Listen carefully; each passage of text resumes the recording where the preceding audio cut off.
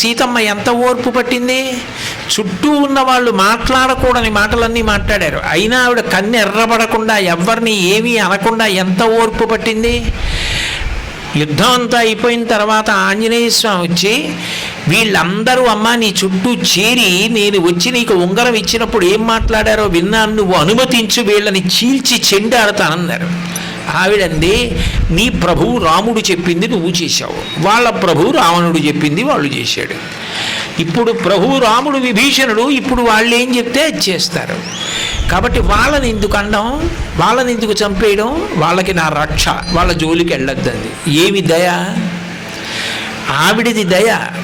ఎంత ఓర్పు సీతమ్మది, అంత ఓర్పు లోకంలో ఎవరికైనా ఉంటుందా? క్షితిక్షమా పుష్కర సన్నిభాక్షి ఆరక్షిత రాఘవలక్ష్మణాభ్యాం సారాక్షసీభి వికృతేక్షణాభి సంరక్షిత సాంప్రతి వృక్షమూలే.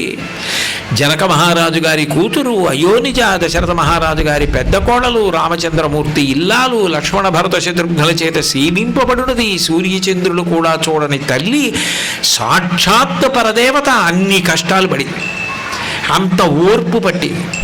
ప్రతి చిన్నదానికి ఓర్పు పట్టను అంటే జీవితంలో ఎలా వృద్ధిలోకి వస్తావు? దెబ్బ తినగలగడం, తిని పైకి లేవగలగడం గొప్ప. మట్టి ముద్దయితే చేయి జారి కింద పడితే నేలను అంటుకుంటుంది, బంతి అయితే కింద పడితే పైకి లేస్తుంది. నువ్వు ఉత్సాహంతో కష్టం వస్తే మళ్ళీ తట్టుకుని ఓర్చుకుని పైకి లేవడం నేర్చుకోవాలి.